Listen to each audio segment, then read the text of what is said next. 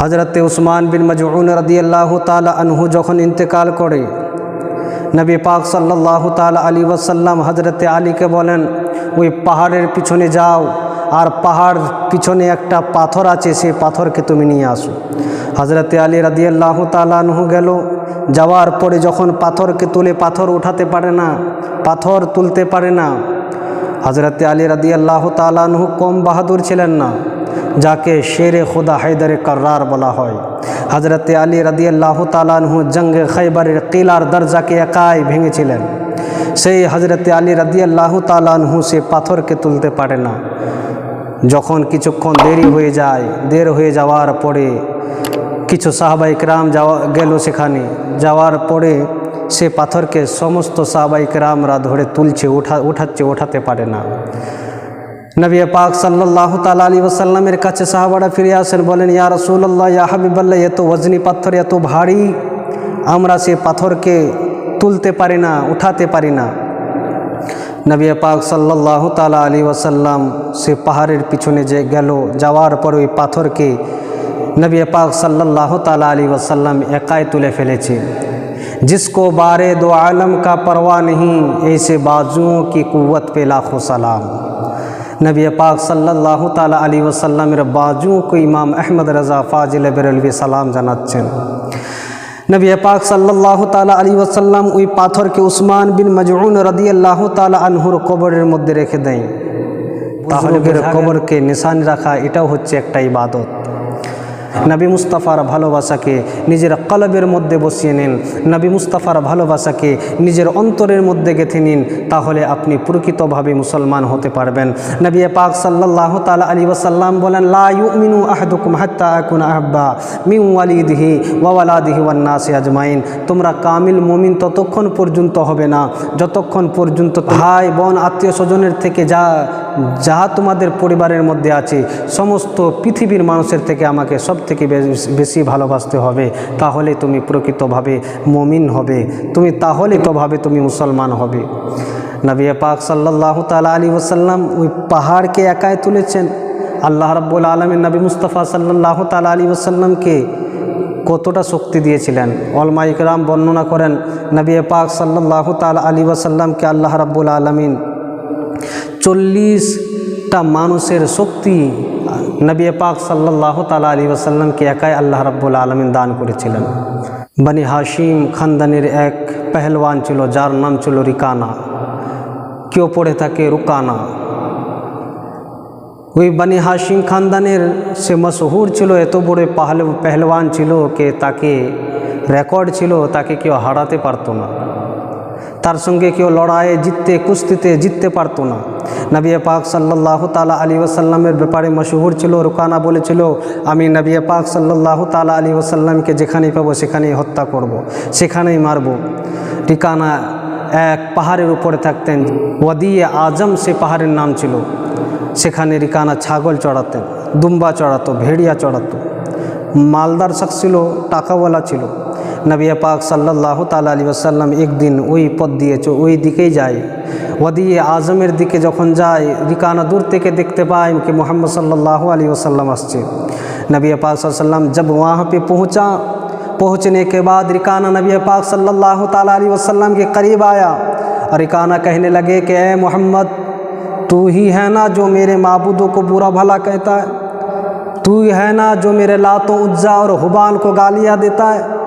नबी पाक सल्लल्लाहु ताला अलैहि वसल्लम बोलें, रिकाना समस्त कथा छाड़ो, কথা কি মূল কথা বলো। বলেন, তুমিও বানি হাশিমের, আমিও বানি হাশিমের, তুমি যদি আমার খানদান থেকে না হতে তাহলে তোমাকে আমি এখনই হত্যা করতাম।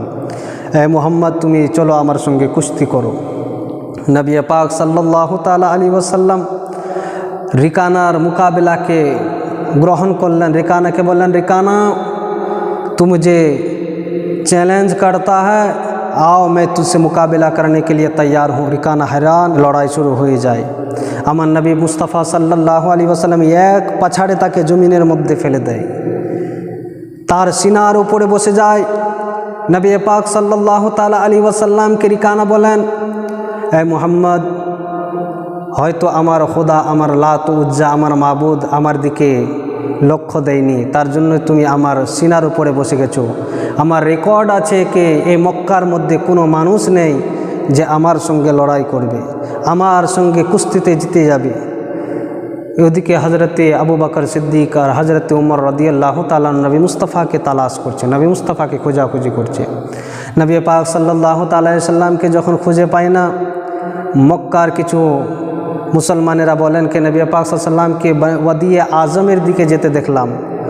আবু বকর সিদ্দিক আর উমর ফারুক রাদিয়াল্লাহু তাআলা ঘাবড়ে গেলেন কে ওদিকে তো রিকানা পেহলওয়ান থাকে, নবী মুস্তাফার প্রতি নবী মুস্তাফা সাল্লাল্লাহু তাআলা আলাইহি ওয়াসাল্লামকে এজা পৌঁছাতে পারে, আঘাত দিতে পারে।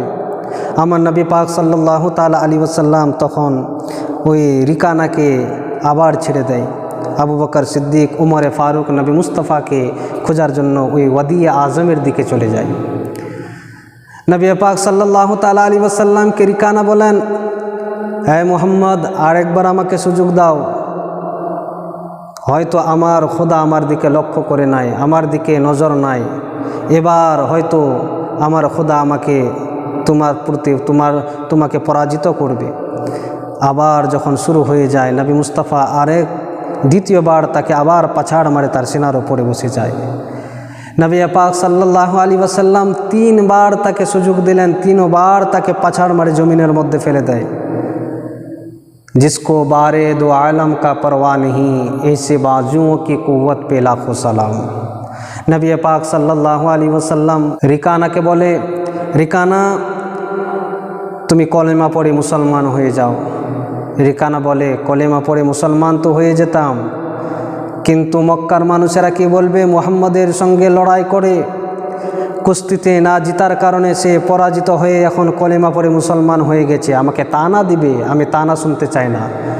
হে মুহাম্মদ সাল্লাল্লাহু আলাইহি ওয়াসাল্লাম, আমি তোমাকে সুযোগ দিলাম যে আমার ছাগলের মধ্যে যতগুলি ছাগল তুমি চাইবে, যতগুলি ছাগল তুমি চাইবে এখান থেকে নিয়ে যাও। আমার নবী পাক সাল্লাল্লাহু আলাইহি ওয়াসাল্লাম বলেন, তোমার ছাগলেরও দরকার নাই আর তোমার ওটেরও দরকার নাই, আমি তো এসেছিলাম তোমাকে দাওয়াত দেওয়ার জন্য। আমার নবী পাক সাল্লাল্লাহু আলাইহি ওয়াসাল্লাম যখন ওয়াদিয়ে আজম থেকে আবার মক্কার দিকে যখন রওনা হয়, রাস্তার মধ্যে আবু বকর সিদ্দিক উমরের সঙ্গে সাক্ষাৎ। নবী পাক সাল্লাল্লাহু আলাইহি ওয়াসাল্লামকে বলেন, ইয়া রাসূলুল্লাহ, ইয়া হাবিবাল্লাহ, আপনি ওয়াদিয়ে আজমের দিকে গেছিলেন যেখানে রিকানা পেহলওয়ান থাকে, রিকানা পেহলওয়ান আপনাকে আঘাত দিতে পারতো, আপনাকে কষ্ট এজা দিতে পারতো। আমার নবী পাক সাল্লাল্লাহু আলাইহি ওয়াসাল্লাম মুচকি মারে হাসে আর বলছে, सुनो, जिसको तुम बहुत बड़ा पहलवान समझते हो, जिसको बहुत ताकतवर समझते हो, आज मैं उसका तुम्हें किस्सा बयान करता हूँ, एक किस्सा सुनाता हूँ। नबी पाक सल्लल्लाहु अलैहि वसल्लम वहाँ के तमाम कहानियाँ बताए कि मैंने पछाड़ मार के 3 मरतबा उनको गिराया, फिर मैंने दावत दी इस्लाम की, उन्होंने इस्लाम कबूल नहीं किया।